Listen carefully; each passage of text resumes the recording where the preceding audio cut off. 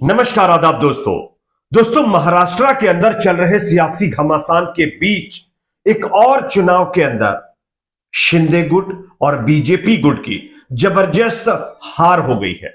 यहां पर 13 सीटों पर हुए चुनाव में कांग्रेस पार्टी ने तमाम पार्टियों का सुपड़ा साफ करके रख दिया है।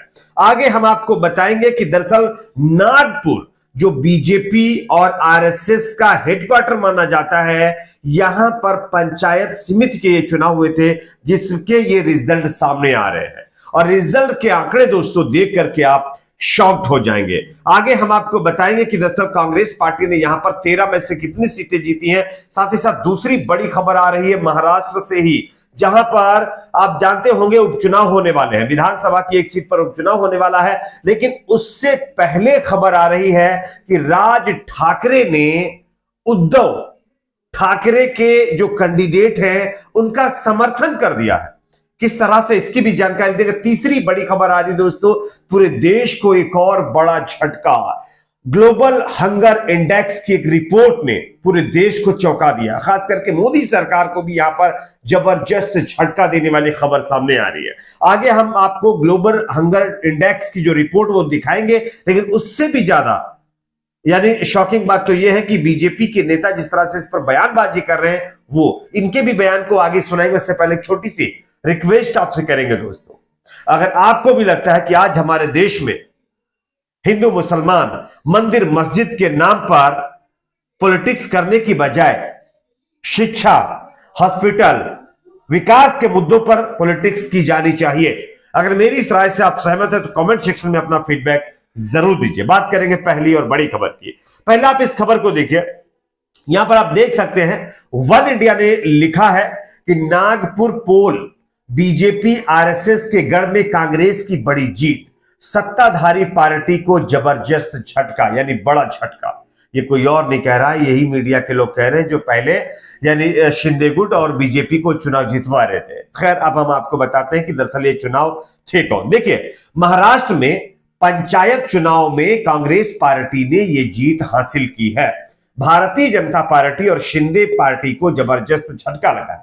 महाराष्ट्र के अंदर नागपुर जिले में पंचायत समिति के प्रमुखों और उप प्रमुखों के पद के लिए चुनाव हुए थे दोस्तों। इसमें टोटल 13 सीटों पर चुनाव हुए थे और 13 की 13 सीटों के जो चुनाव रिजल्ट सामने आ रहे हैं वो बेहद चौंकाने वाले हैं। कांग्रेस पार्टी ने तमाम पार्टियों का सुपड़ा साफ करते हुए 9 सीटों पर कब्जा जमा लिया, यानी कि 9 सीट्स कांग्रेस पार्टी ने अपने खाते में कर लिए दोस्तों। वहीं बात करें बीजेपी की, तो बीजेपी के खाते में महज 3 सीटें गई हैं दोस्तों।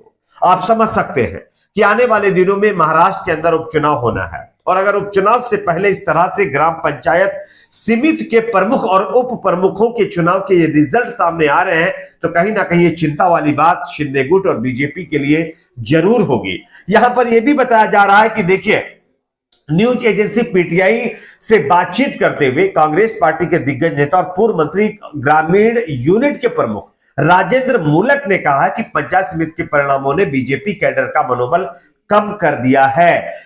आरएसएस और वरिष्ठ नेता नितिन गडकरी और मौजूदा डिप्टी सीएम देवेंद्र फडणवीस और चंद्रशेखर बावनकुले जो बीजेपी के दिग्गज नेता हैं, इनके गढ़ नागपुर के अंदर कांग्रेस पार्टी ने यह जीत हासिल की है दोस्तों।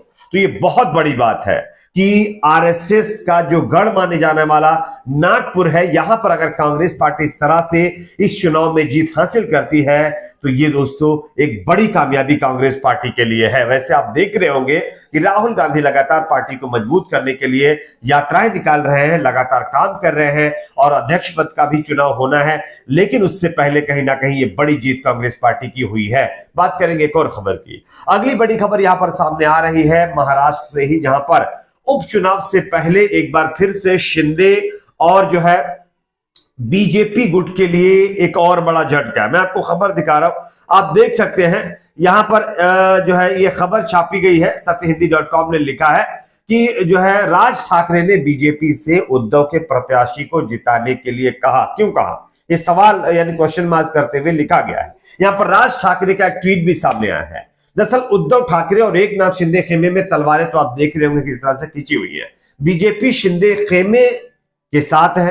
आप देख रहे हैं ये भी राज ठाकरे भी हाल ही में देखा गया है कि बीजेपी और शिंदे खेमे की तरफ उनका जो लगाव है वो ज्यादा है, झुकाव ज्यादा है। लेकिन उसके बावजूद भी दोस्तों महाराष्ट्र नवनिर्माण सेना के प्रमुख राज ठाकरे ने उप मुख्यमंत्री देवेंद्र फडणवीस को एक अप्रत्याशित अनुरोध के साथ पत्र लिखा है और उन्होंने आग्रह किया है कि जो महाराष्ट्र के अंदर एक सीट पर उपचुनाव होने वाला है वहां पर उद्धव ठाकरे के कैंडिडेट के सामने बीजेपी अपना कैंडिडेट न उतारे, यहां पर उद्धव ठाकरे के कैंडिडेट को चुनाव जीतने दिया जाए। वैसे कांग्रेस पार्टी, एनसीपी और जो है इन तमाम पार्टियों का पहले ही जो है समर्थन उद्धव ठाकरे के साथ है और उनकी जो कैंडिडेट है जिनका नाम देखिए यहां पर बताया गया है ऋतुजा लटके, इनके पति कुछ दिन पहले जिनका देहांत हो गया था उसी की वजह से ये सीट खाली हुई थी और अब इनकी पत्नी ही मैदान में उतरी हैं, तो इसके समर्थन में अब राज ठाकरे आ गए। तो ये एक बड़ी बात है कि महाराष्ट्र के समीकरण में ये नया संकेत देखने को मिल रहा है कि राज ठाकरे जो अब तक बीजेपी और एकनाथ शिंदे खेमे की तरफ बढ़ते हुए दिखाई दे रहे थे, लेकिन अब वो कहीं ना कहीं उद्धव खेमे के यानी पार्टी के जो कैंडिडेट है उनके समर्थन में उतर गए हैं। एक और खबर की बात करते हैं। अगली बड़ी खबर आ रही है दोस्तों, ग्लोबल हंगर इंडेक्स की एक रिपोर्ट ने पूरे देश को चौंका करके रख दिया है। चौंकाने वाली बात इसलिए भी है क्योंकि हमारे देश में लगातार विकास की गंगा बहाने की बात की जाती है, लेकिन हंगर इंडेक्स की जो रिपोर्ट सामने आ रही है वो बेहद चिंताजनक। मैं आपको दिखाना चाहता हूं, आप देखिए इस खबर को, द वायर ने इस खबर को छापा है और लिखा है कि भारत 121 देशों में 107वें स्थान पर है भुखमरी के मामले में। पाकिस्तान, बांग्लादेश, श्रीलंका से भी पीछे हमारा देश चला गया है दोस्तों, यानी भुखमरी के मामले में। इसमें एक चार्ट सामने आया, मैं आपको दिखाना चाहता हूं। इसमें ग्लोबल हंगर इंडेक्स 2022 की एक रिपोर्ट छापी गई है, देश और रैंकिंग दोनों तरफ मैं आपको चार्ट दिखा भी रहा हूं, आप देख सकते हैं। इसमें लिखा गया है श्रीलंका 64वें स्थान पर है, यानी हमारे देश से बेहतर स्थिति श्रीलंका की है, जहां पर आप देख रहे होंगे लोग सड़कों पर उतरे हुए हैं।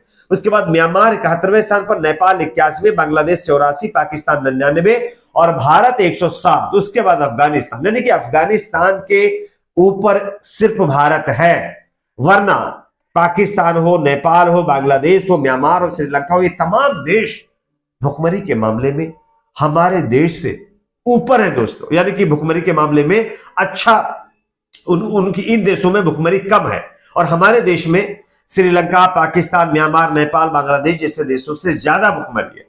अब आप बताइए कि अगर विकास की गंगा बहाने की बात कही जा रही है तो 121 देशों की सूची में हंगर इंडेक्स की जो रिपोर्ट है उसमें 107वें स्थान पर भारत क्यों है? पहले बताया जा रहा है कि भारत इस सूची में 101वें स्थान यानी 101 वाले स्थान पे था और 6 पायदान और लुढ़क गया है। सरकार कह रही है ये देश की छवि खराब करने के लिए षड्यंत्र रचा जा रहा है इस तरह की रिपोर्ट जारी करके। अब आपका अपना क्या मानना है जरूर बताइए। वीडियो को ज्यादा से ज्यादा लाइक करें, शेयर करें, चैनल को सब्सक्राइब जरूर।